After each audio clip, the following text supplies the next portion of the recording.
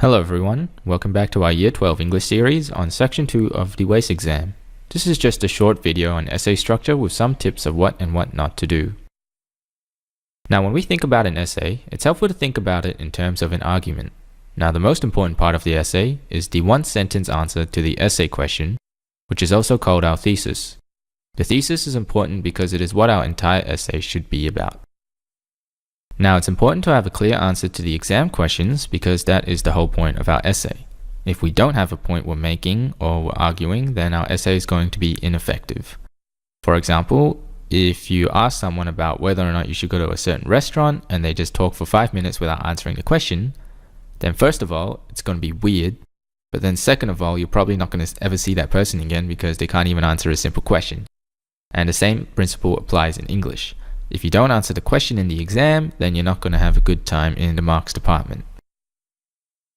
Now our thesis is our main argument and is going to be backed up by 3 paragraphs.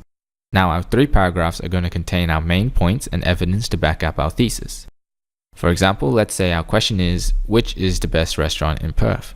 Then our thesis can be, Rockpool is the best restaurant in Perth due to their use of premium quality ingredients, their exquisite dining experience, and remarkable customer service. So from this, we can see that we have 3 main points we're going to be arguing about in each of our paragraphs, and then we also have our thesis or our main argument, which is that Rockpool is the best restaurant in Perth. Now the 3 types of elements we have in an essay are the introduction, the body paragraph, and the conclusion. In the introduction, we're basically introducing the text, the topic, and our main arguments and thesis. We're also defining any terminology we use so our markers know that we understand what we're talking about and don't get confused. As for body paragraphs, we like to write 3 or 4 of them depending on your writing style. I usually recommend 3, but some people like to write 4, especially in a comparative essay where you talk about 2 different texts in details. So maybe like 2 on one text and then 2 on the other text. Then we also have our conclusion, which is basically summing up your argument in 3 or 4 sentences. And the most important thing in the conclusion is not to add any new information or arguments. So what are the elements of an introduction? Well, firstly, we have a global statement to engage the reader and to introduce the topic, and we'll go into global statements later on in future videos. Then we want to introduce the text or texts we'll be talking about, so introducing the title of the text, the publication date, and the person who created the text. It's also important not to retell the story here, but to talk about the text in relation to the question. Then we want to define any terms. For example, if the question asks us about conventions or identity, then I want you to tell us specifically what conventions we are using or what identity that the text presents. You also want to introduce or foreshadow your main arguments in the body paragraphs in your introduction, and then finally finish with your thesis, which should be the last sentence of your introduction. So for body paragraphs, I'm sure you've learnt this before, but just stick to the teach structure.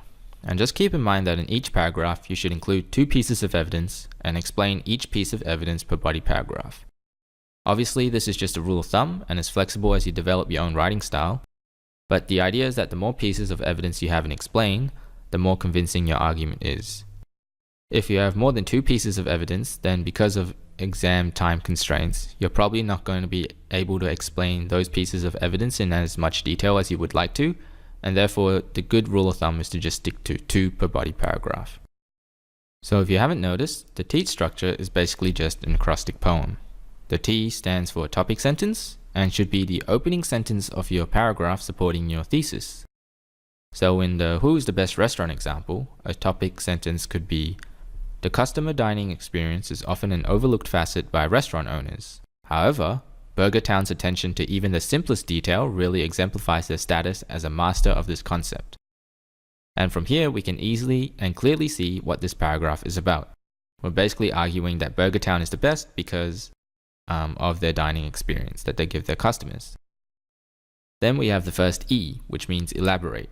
So if you think that you need to elaborate a little bit more on what your topic sentence means, or if you need to clarify anything, then take another sentence to do so. For example, for the topic sentence that I have, I might want to define what I mean by dining experience in my topic sentence because that isn't immediately obvious.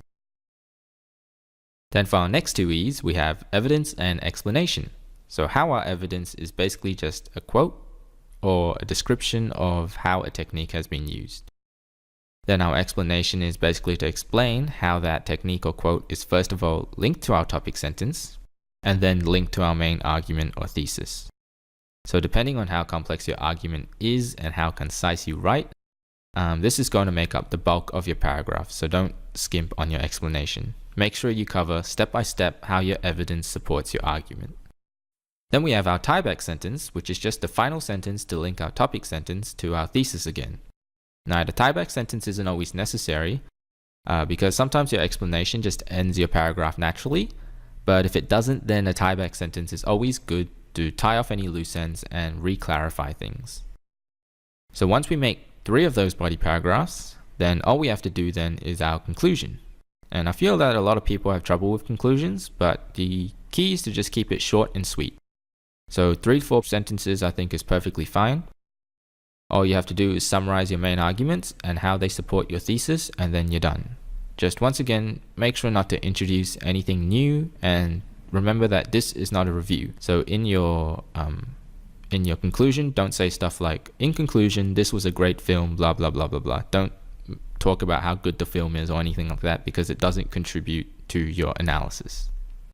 So that's it for this video, and hopefully you found it helpful. We'll be applying the principles we've learned here in future videos where we tackle exam questions, analyze a response, and create our own responses. So the key for this video is to make sure that we keep these concepts in mind, and we'll be able to make sense of what we've learned here in the future once we take a look at some other examples. So I'll see you then.